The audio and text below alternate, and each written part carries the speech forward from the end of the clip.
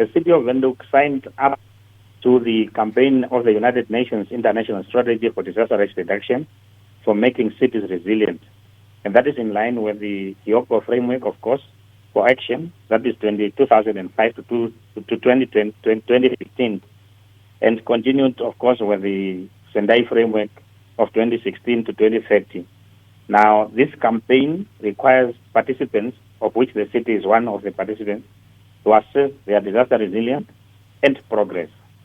So what we have done as a city in February already 2018, the city conducted what we call our first assessment with various stakeholders, and that assessment was concluded in 2019. So we had data and information from that assessment. That very assessment, upon submission to the UN, determined the outcome based on the data that was collected at that time, and the city was rated at 51% score for its resilience. Now, the first campaign of making cities resilient ended again in 2020, and the review was done, which led us to where we are now, the extension of the campaign to 2020-30. Now, the new campaign obviously is known as, or called as Making Cities Resilient 2030, which is the MCR 2030, and its objective, among others, is to improve cities' understanding of risk, what are the risks associated with the city, and secure their commitment to local disaster risk reduction and resilience. So basically what we look at is know better, know your hazards, and prepare the mitigation and preventative measures in terms of how you deal with those hazards. Mm-hmm. The second strategy was to strengthen the city's capacity to develop local strategies and plans to enhance resilience. So when first you know what the hazards are and what you ought to do, and then the second strategy or the objective is to plan better. Once you know what the hazards are, how do you plan to mitigate and prevent those hazards? Absolutely. The third objective, of course, was support cities to implement local strategies, plans to enhance resilience.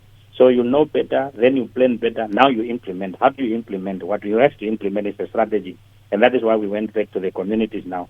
As part of developing the strategy, we needed to go back to the communities, because remember, the first assessment was done in 2018-2019. So some of that data and some of those conditions that were revealed to us at the time might have changed, maybe improved or worsened. So what we have done now, we have to go back in terms of this strategy to look at what is it that has changed and what is the data that we can what we can collect now. And that was the basis of the meeting. Okay.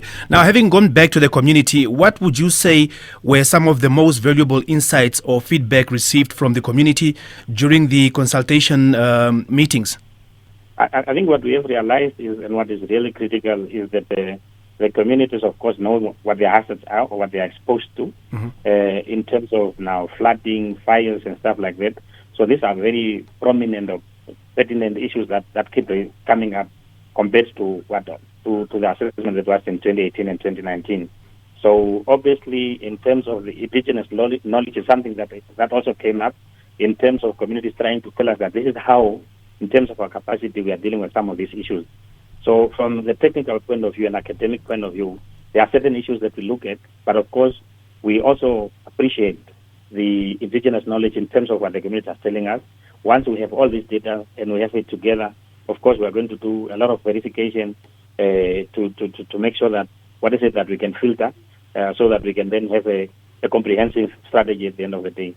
So most of the hazards listed in the community is common hazards, obviously, like I said. The city is continuously going to engage these communities due to many other challenges that they are, of course, experiencing, like what I mentioned, fires and flooding, because some of the communities are living in informal settlements that are not proclaimed, obviously, so don't have some of the services. So these issues are coming up. The issue of crime is again being mentioned now and then. So in terms of us now collecting this data and putting it together and and analyzing it, those are some of the issues that keeps coming up. Yeah. So have you encountered any challenges during the meetings, perhaps such as low attendance or difficulty in engaging specific groups?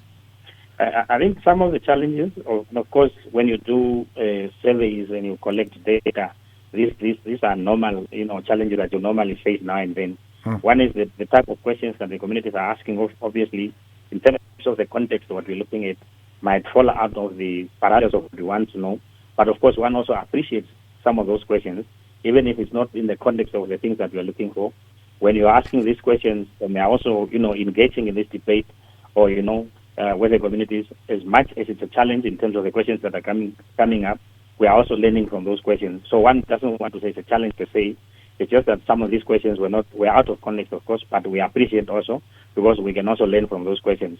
Yeah. The other one was maybe in some meetings we had over-representation, which is a good thing. In some meetings we have under-representation in terms of the numbers that are coming up or the people that are coming to meetings. Maybe we have more, in some meetings we have a number of children that are coming. Of course, they come to listen because they want to know what the whole, analysis is all about. But obviously, then in those meetings, you will have thought, that you meet people that can, answer the questions that you want. So you have those challenges. Because sometimes people that you want to talk to does not pitch up, but then in the next meeting, others are pitching up.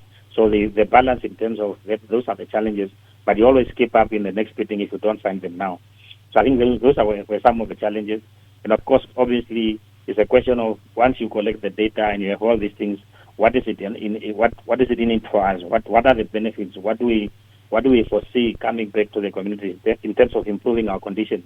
So those are some of the challenges, because when you do this service in terms of the strategy, some communities will tell you that we don't have any other places to go to. So in terms of us now, Disaster Risk Management Division, and our colleagues from Human Settlement, obviously you can see that some of the challenges that are being raised are from other departments in terms of allocation of land and so on. So those are challenges that we are experiencing, but it's also information that we are getting that we are able now to filter through and again submit to other departments, your supporting departments that can directly now engage with these communities and make their lives better. Talking of questions or suggestions, can you provide any specific example of the suggestions or questions that might be included in the final strategy?